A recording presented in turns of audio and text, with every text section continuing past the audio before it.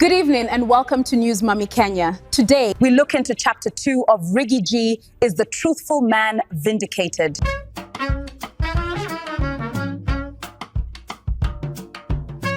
We know these things, my friend. We have been around for a long time. No, explain this to us. When Rigathi G tells you your wife is pregnant, you want to buy that? Let's explain this to us, Mheshimiwa. So,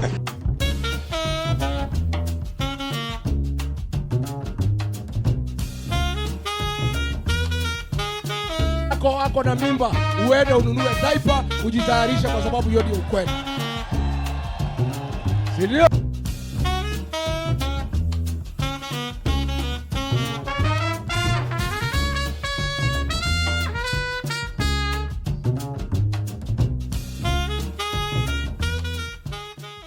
The motorcades have vanished. The red carpets have been rolled away, leaving nothing but the dust of the Mathera Hills. For the establishment, the impeachment was a funeral, a way to bury the man who knew too much.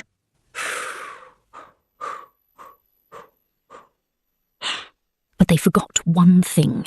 You can't bury a man who belongs to the soil. Rigathi G isn't mourning, he's counting. He was the architect of the house. He knows where the beams are weak. He knows which signatures were forged in the dark and which promises were made to be broken.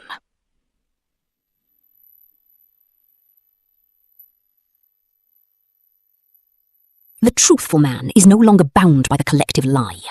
The shackles of office are gone.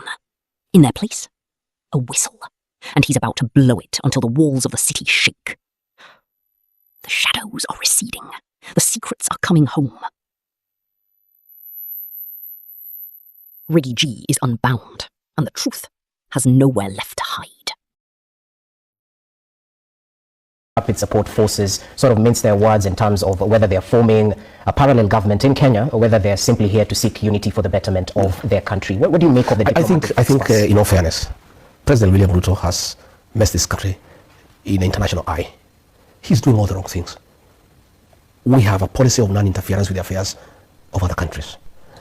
We cannot allow rebels who have been slapped with international sanctions because of the genocide to meet in government facilities in Nairobi. You have heard Sudan now is threatening to stop our tea going to Sudan. And what is happening is that the president has put his personal and commercial interests ahead of the country's interest. That's the problem. They are doing business with the RSF chief of gold that is being gotten from that area, brought to Nairobi and taken to Dubai. And you can substantiate? Yes, I can. I have one time. And, diplomatically, the president cannot invite Hemed here because he was vice president. And he asked me to invite him on his behalf. And he called me and said, sign this letter, invite Hemed here because I want to have a discussion. When was this? Sometime 2023. Okay. And I did invite Hemedi and welcomed him and delivered him to the president. There was nothing about Kenya. They were just discussing business, about gold, about such other things. You were in that meeting? No, I introduced him and then I was told to leave because it had nothing to do with Kenya. How do you know this? No, I'm saying if it had anything to do with Kenya, I would have started with the meeting. But I'm the one who, after they were through, I'm the one who took him to the airport and I inquired and they are doing business. So it is putting Kenya in very bad light. Very, very bad light. And President William Ruto must accept that he will not be president forever. He cannot destroy this country and the way we are perceived by other nations. He must be a nationalist. He must rise above personal and commercial interests and put the country first. That group has been flagged by the international community and sanctions have been slapped against them for genocide and killing of children. But again, thinking about it, there's a saying that birds of the same feather flock together. They are killing children in Sudan, we are killing children here. So again, there's convergence. I think birds of the same feather flock together. But we are looking very bad.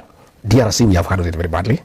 And in fact, I am told many African presidents are unwilling to get involved in peace initiatives led by President William Ruto because he's conflicted in terms of personal and commercial interests that he has put above national interest. A few moments later.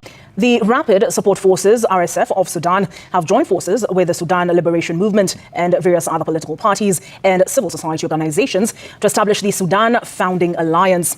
The signing of the charter, which was pushed from Friday, was signed at, get this, 2 a.m. on Sunday at the Edge Convention Center in Nairobi's South Sea. Now, among the resolutions in the charter is the creation of a new national army inclusive of all Sudanese regions and free from political interference. The alliance also aims to find the ongoing conflict in Sudan. And, as our very own Melita Olatenges reports, Kenya has welcomed the formation of the alliance. Take a listen.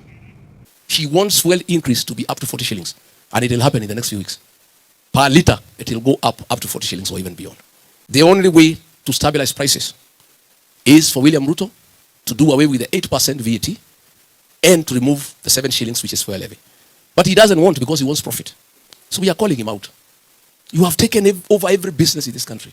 You have put people in custody because they are bringing competition to your business.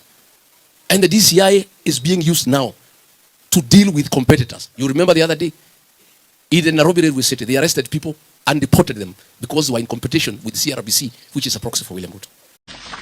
The 3 international oil companies, IOCs, in the so-called G2G arrangements are Saudi Aramco, they supply diesel and super petrol; Abu Dhabi National Oil Company, ADNOC, they supply diesel and jet fuel; and Emirates National Oil Company, ENOC, they supply super petrol.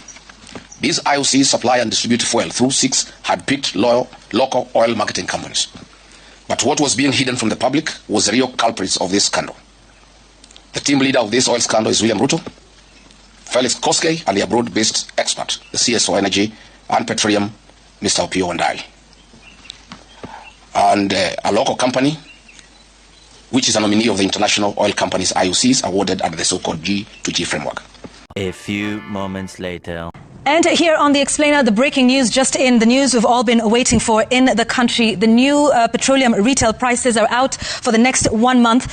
Super petrol, the price of super petrol has increased by 28 shillings and 69 cents. And the price of diesel increasing by 40 shillings and 30 cents a litre. The price of kerosene remaining unchanged. Na hiyo chama imeenda Sifuna. And let me tell you, my brother, hiyo chama Kasongo atakufukuza. Atakufukuza. Because wanasema one time na yeye anataka kurudi. Akichanua hiyo chama atoe pesa. Siku ya delegates conference atahonga kila mtu. Mimi nilidhani hawezi kunitoa. Maseneta walipewa kila mtu 10 million. MPs kila mtu 5 million. Wakaharibika vichwa. Wewe Sifuna, wewe Nang'ana, tungetaka usurvive huko ndio ODM ikuwe part of us. But in case atakufukuza, you have a home in DCP, you are welcome. Tutakukaribisha. Ndio mwana watu bishop utulekere nitwahitia. 5 minutes later. Party discipline and leadership. The NEC expressed grave concern over the rising levels of that ODM is governed by its constitution, the rule of law, and collective decision-making through its duly constituted organs. Having deliberated on matters relating to the conduct of the Secretary General, Senator Edwin Sifuna, the NEC resolved to remove him from office with immediate effect in accordance with the party constitution and applicable laws. Again, the CEO of Kenya Pipeline, Sang, he has already been replaced with somebody who is acting. William Ruto is very happy because the man is his tribesman. But he did a deal with Museveni. Kenya Pipeline has been bought by Museveni and others after the people of Kenya refused to buy Kenya Pipeline. Museveni has demanded that the CEO of Kenya Pipeline must be a Ugandan. So huyu Sang amekamatwa to create room for a Ugandan to be the CEO of Kenya Pipeline. And Kenya Pipeline was bought in a very opaque manner. KCB has named nominees who bought Kenya Pipeline. We want those nominees to be named. We want a list of the nominees to be published. We have information that against the law, money has been gotten from the pension funds illegally to buy Kenya Pipeline. In fact, the organization called Unclaimed Assets, against the law, they have taken money from unclaimed assets to buy Kenya Pipeline. 5 minutes later. Here, I want to thank President Museveni for refusing to accept easy choices. He had a choice. He had a choice to allow the oil in Uganda to go the way others would have wanted. But I remember having a conversation with President Museveni, and allow me, Mzee, to say this. When I visited him once, and I asked him, Mzee, what's going to happen about the oil reserves that you have, because it's taken time. And I remember Mzee telling me, look, young man, then I wasn't even president. He told me, you see, some of these people you see here, if we give them a chance, they will sell this oil at a throwaway price and go and buy perfume.